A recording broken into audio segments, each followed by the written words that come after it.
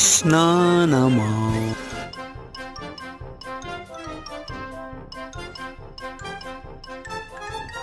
చలికాలం రా కన్నా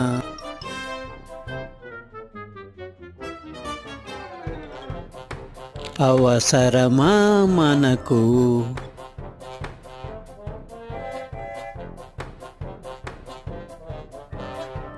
బుద్ధి గడ్డి తిని లాల కోసం వెళ్ళా ఒళ్ళు ఐసు గడ్డిగా మారి అయ్యరా నా ఒళ్ళు హూనం.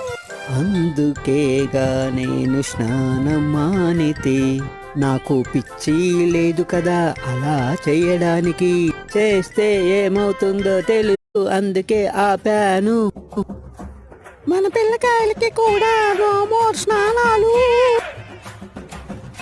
సమ్మర్ వచ్చి ముదిరే వరకు స్నానాలు ఆపేద్దాం.